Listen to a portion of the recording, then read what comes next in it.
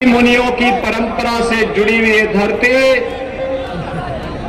भारत के सनातन धर्म के आकाश में सदैव वरेण्य रही है, पूजनीय रही है। मैं इस अवसर पर इस धरा को नमन करते हुए आप सभी का अभिनंदन करता हूं। भाइयों बहनों, मैं इस अवसर पर नेताजी श्री मुलायम सिंह जी को विनम्र श्रद्धांजलि भी अर्पित करता हूं।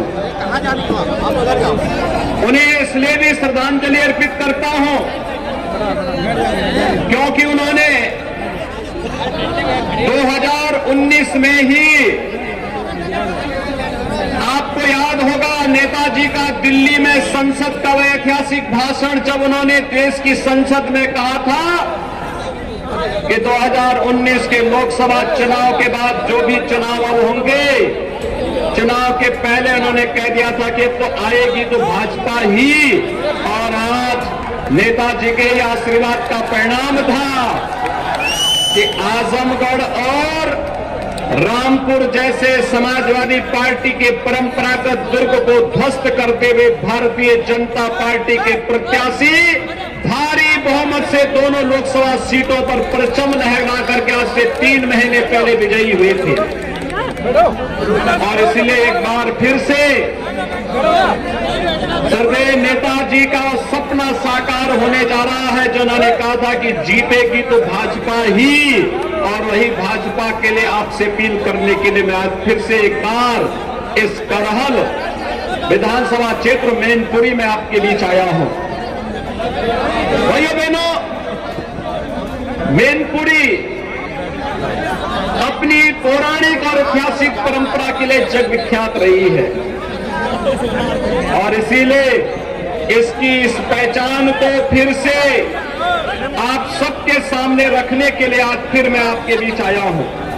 हमारा ये पूरा मंच आया है। मेरे सहयोगी मंत्री श्री राकेश सचान जी हैं, श्रीमती सरिता भदौरिया जी है, श्री प्रेमपाल धनखड़ जी हैं, अन्य हमारे तमाम पदाधिकारी हैं। आप में से बहुत सारे चेहरों को मैं देख रहा हूं जो लगातार हमारी जिला पंचायत के अध्यक्ष हैं, अन्य तमाम पदाधिकारी हैं। लेकिन भाइयों बहनों, मैं इसीलिए आपको कहने के लिए आया हूं, इतिहास अवसर सबको देता है, लेकिन कुछ ही लोग इतिहास बना करके इतिहास में स्वर्णाक्षरों में अपना नाम लिखाते हैं। और मैनपुरी के भाइयों बहनों, आपको इतिहास बनाने का एक नया अवसर मिल रहा है। इस अवसर से चूकने की आवश्यकता नहीं। कौन वे लोग थे जिन लोगों ने मैनपुरी के इटावा के लोगों के सामने पहचान का संकट खड़ा कर दिया था? कौन वे लोग थे जिन लोगों ने उत्तर प्रदेश की सत्ता में आकर के सत्ता को अपनी पपोती बना करके इटावा हो, मैनपुरी हो, फिरोजाबाद हो, आगरा हो, एटा हो, कानपुर हो या फिर उत्तर प्रदेश के प्रत्येक नौजवान के सामने पहचान का संकट खड़ा किया, गरीब को उसकी आजीविका से वंचित किया, अन्नदाता किसानों को मिलने वाली शासन की सुविधा से वंचित किया। उन लोगों को चिन्हित करके अब समय आ गया है, लोकतंत्र की अपनी ताकत का एहसास कराने की आवश्यकता है। और उसी ताकत का एहसास कराने के लिए आज मैं आपके पास आया हूं। कुछ लोग हैं जो सेकुलरिज्म के नाम पर राजनीति तो करते हैं, बड़े बड़े नारे लगाते हैं, अपने को समाजवादी कहते हैं, लेकिन वास्तविक चरित्र उनका केवल परिवारवाद का है। वे परिवारवाद से कभी उभर नहीं पाए हैं। सब कुछ परिवार को चाहिए। राष्ट्रीय अध्यक्ष भी परिवार का, मुख्यमंत्री भी परिवार का, राष्ट्रीय महासचिव भी परिवार का, सांसद भी परिवार का, ब्लॉक प्रमुख भी परिवार का, विधायक भी परिवार का। परिवार के दायरे से बाहर कोई नहीं निकल पाता है। उन लोगों से ऊपर उठ करके भारतीय जनता पार्टी ने, आपने देखा होगा 2014 में प्रधानमंत्री मोदी जी ने जो मंत्र देश को दिया था, वास्तव में जो मंत्र है सबका साथ और सबके विकास का, जिसमें विकास सबका, भेदभाव किसी के साथ नहीं, लेकिन तुष्टीकरण किसी का नहीं। भाइयों बहनों, यही वह मंत्र है जो लोक कल्याण का माध्यम बन रहा है, जो प्रत्येक नागरिक के जीवन में परिवर्तन का कारक बन रहा है, जो प्रत्येक नागरिक के जीवन में उनके स्वावलंबन का आधार बन रहा है। आपने देखा होगा, अगर किसी व्यक्ति, समाज, पार्टी की कसौटी की परीक्षा लेनी हो तो संकट के समय जो आपके साथी हो वही सच्चे साथी हो सकते हैं। कोरोना कालखंड इसका ऐतिहासिक उदाहरण है। भाइयों बहनों, कोरोना कालखंड में आपने देखा होगा, फ्री में टेस्ट, फ्री में उपचार, फ्री में वैक्सीन और फ्री में राशन देने का काम भी किया। मैं आपसे पूछना चाहता हूं, विधायक यहां कोरोना कालखंड में यहां हालचाल लेने के लिए आए थे क्या? आएंगे भी नहीं, क्योंकि उनको आपके पास आने की फुर्सत ही कहां। अपनी मित्र मंडली से जब फुर्सत हो तो आपका हालचाल ले, उनको तो वहीं से फुर्सत नहीं होती होगी। इसलिए भाइयों बहनों, आएंगे भी नहीं और उनकी स्थिति यही है, कभी नहीं आएंगे आपका हालचाल लेने के लिए। संकट के समय आपके साथ खड़े नहीं हो सकते। वहां तो केवल और केवल आपको इमोशनल रूप से मैनपुरी को एक बार फिर बहकाने के लिए आ रहे हैं। लेकिन भाइयों बहनों, राजनीति इमोशनल विषय नहीं हो सकता। ये इमोशनल हमें कॉमन मैन के प्रति होना चाहिए। जिसके पास आवास नहीं उसको आवास मिलना चाहिए, जिसके पास शौचालय नहीं उसको शौचालय मिलना चाहिए। अपने बड़े बड़े बंगले बन गए, लेकिन मैनपुरी इटावा के गरीबों के मकान नहीं बन पाए। इनकी जमीनों पर कब्जा जरूर हो गया, लेकिन इनके अपने मकान नहीं बन पाए। इनके विद्युत के फ्री के कनेक्शन नहीं मिल पाए, इनके घर में शौचालय नहीं बन पाए, इनको उज्ज्वला योजना के रसोई गैस के कनेक्शन नहीं मिल पाए। इनका राशन तो समाजवादी पार्टी की सरकार के समय वही माफिया हड़प जाते थे जिन माफियाओं को समाजवादी पार्टी ने पाला पोसा।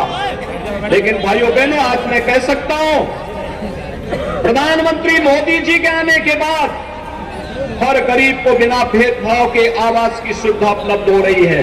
और मैं फिर एक बात तो कह सकता हूं, हमने अब तक प्रदेश में 45 लाख गरीबों को एक एक आवास उपलब्ध कराया है। 10 लाख आवास हमारा तैयार है जो हम देने जा रहे हैं गरीबों को। और फिर मैं इस बात को कहता हूं, हर गरीब को एक एक आवास सिर ढकने के लिए उपलब्ध कराएंगे। हमारे लिए उसमें कोई जाति, मत, मजहब नहीं। उत्तर प्रदेश का नागरिक होगा, उसके पास सिर ढकने के लिए अपना आवास होगा। हर गरीब के घर में शौचालय होगा, हर गरीब को विद्युत के निःशुल्क कनेक्शन मिलेंगे, हर गरीब के घर में रसोई गैस का कनेक्शन भी होगा, हर गरीब को राशन की सुविधा का लाभ भी मिलेगा और बिना भेदभाव के उत्तर प्रदेश के हर नौजवान को नौकरी और रोजगार की गारंटी भी मिलेगी। अब ये महाभारत के जो रिश्ते नौकरी निकलते ही वसूली पे निकल पड़ते थे, कोई चाचा है, कोई भतीजा है, कोई कुछ और बन करके निकल पड़ते थे, नौजवानों के जीवन के साथ खिलवाड़ करते थे। भाइयों बहनों, ये सिलसिला प्रदेश के अंदर बंद हो गया है। आज मैनपुरी का भी हर जाति का नौजवान उत्तर प्रदेश सरकार की हर भर्ती में उसका स्थान भी आता है और वो सम्मान और गौरव के साथ बिना पैसे दिए सरकारी नौकरी प्राप्त करता है, शासन की योजनाओं को प्राप्त करता है। लेकिन भाइयों बहनों, पहले होता क्या था, कोई नौकरी निकलती थी और नौकरी निकलने के बाद चाचा अलग निकल पड़ते थे वसूली पे, भतीजे अलग निकल पड़ते थे और उसके बाद शोषण होता था नौजवानों का और बदनाम होता था इटावा मैनपुरी। बदनामी आपकी होती थी। भाइयों बहनों, रंग लपेट के नौकरी मिल रही है और हमने तो कहा है कि गरीबों की संपत्ति पर जो कब्जा करेगा, व्यापारियों की संपत्ति पर कब्जा करेगा, सामान्य लोगों को जो प्रताड़ित करेगा, उसकी संपत्ति को जब्त करके उन्हीं गरीबों का मकान उसमें बनाने का काम भी हम लोग करेंगे। हमने सिलसिला शुरू कर दिया है। आप देख रहे होंगे इन माफियाओं की सैकड़ों करोड़ की संपत्तियां हम जब्त कर रहे हैं, गरीबों के लिए आवास बना रहे हैं, और जिसने भी हड़पी होगी उसको ब्याज सहित उसका चुकता तो करना ही पड़ेगा, इसमें कोई संदेह नहीं होना चाहिए। और इसीलिए मैं आज आपसे कहने के लिए आया हूं कि भाइयों बहनों, आपने विधानसभा चुनाव में तमाम अफवाहों को दरकिनार करते हुए मैनपुरी और भोगा विधानसभा सीट पर हमें चुनाव जिता करके भेजा। आज विकास द्रुत गति से वहां पर आगे बढ़ा है। आप यहां पर लोकसभा, मैनपुरी लोकसभा को भारतीय जनता पार्टी की झोली में डालिए, और मैं आपको आश्वस्त करने के लिए आया हूं कि भाइयों बहनों, विकास के मामले में भी कोई भेदभाव नहीं होगा। आपको सुरक्षा की गारंटी सरकार देगी। आपके साथ किसी भी प्रकार से कोई आपकी सुरक्षा में सेंध नहीं लगा सकता, और अगर लगाएगा तो ब्याज सहित फिर उसको चुकता करने के लिए भी तैयार रहना पड़ेगा। भाइयों बहनों, मैं एक दिन बयान पढ़ रहा था,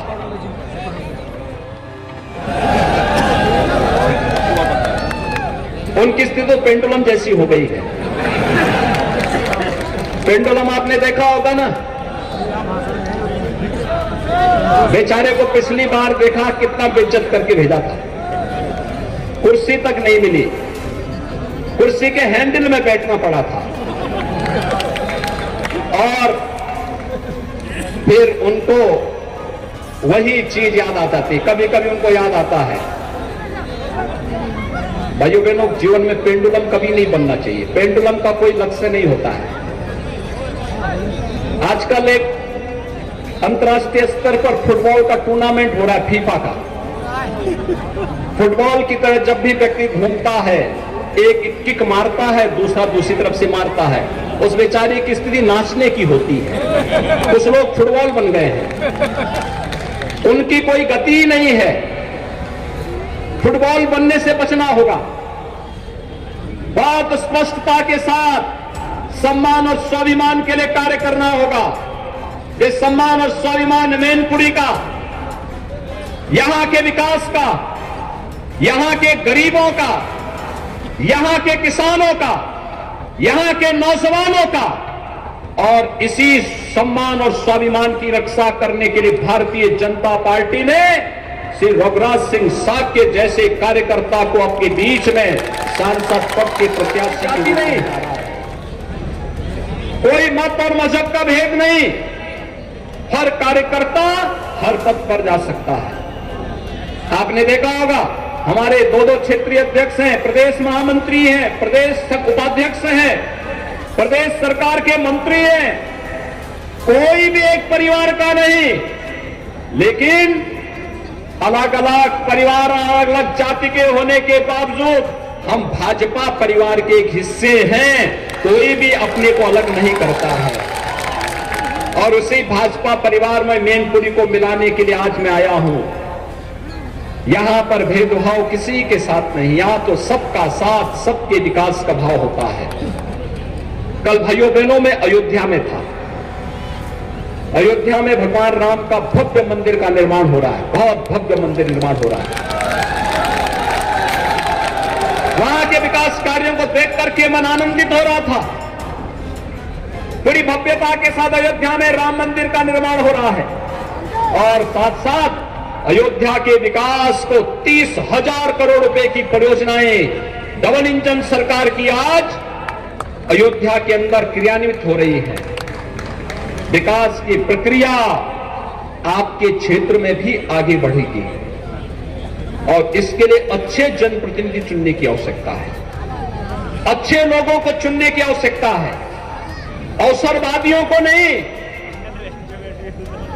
जो केवल चुनाव के समय नातेदारी रिश्तेदारी गाड़ते हो उनको नहीं, जो आपके सुख दुख में सही मायने में खड़े हो सकते हो, सम विषम परिस्थितियों में खड़े हो सकते हो, हमेशा आपके साथ खड़े हो सकते हो, ईमानदारी के साथ मैनपुरी के विकास की बात कर सकते हो, ईमानदारी के साथ आपके साथ आ सकते हो, वे लोग ही यह कार्य कर सकते हैं। और इस दिशा से भारतीय जनता पार्टी नेतृत्व ने बहुत सूझबूझ से यहां पर श्री रघुराज सिंह साक्य को अपना प्रत्याशी बना देखा। आपके बीच में संसद में हम लोग साथी सांसद भी थे और तब भी अपनी शालीनता, अपनी एकाग्रता, अपना धैर्य कभी भी उन्होंने नहीं खोया।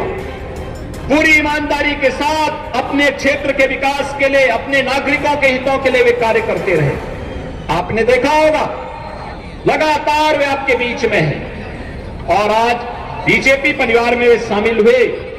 बीजेपी में शामिल होने के बाद कहीं कोई पद की मांग उन्होंने नहीं की, केवल एक सामान्य कार्यकर्ता के रूप में कार्य करते रहे और सामान्य कार्यकर्ता के रूप में कार्य करते करते भारतीय जनता पार्टी नेतृत्व ने उनके कार्य को देखा और उसके बाद तय किया कि अब मैनपुरी किसी परिवार की विरासत नहीं बन सकती। मैनपुरी एक सामान्य कार्यकर्ता के नेतृत्व में विकास की एक नई ऊंचाइयों को छुएगा और इसलिए मैनपुरी उपचुनाव में श्री रघुराज सिंह साक्य जी को भारतीय जनता पार्टी ने अपना प्रत्याशी बनाकर के आपके बीच में उतारा है।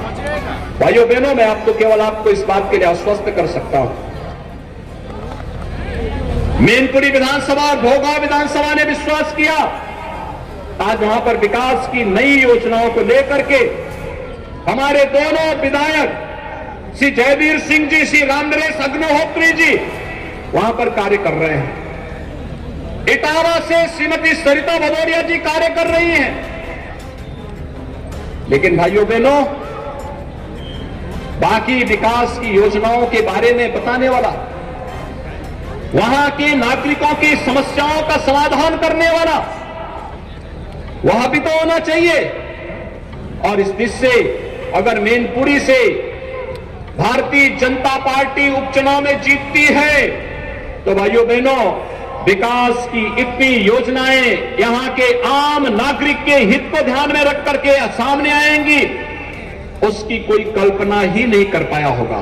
और भाइयों बहनों, वैसे ही जैसे लोग सोचते नहीं थे कि हर गरीब को शौचालय मिलेगा, जैसे लोग सोचते नहीं थे कि हर गरीब को मकान मिल पाएगा, जैसे कोई सोचता नहीं था कि हर वृद्धजन को, हर निराश्रित महिला, विधवा महिला को, हर दिव्यांग जन को 1000 रुपए की पेंशन यानी 12,000 रुपए सालाना पेंशन की सुविधा मिल पाएगी। यह भी तो डबल इंजन की सरकार ने किया है।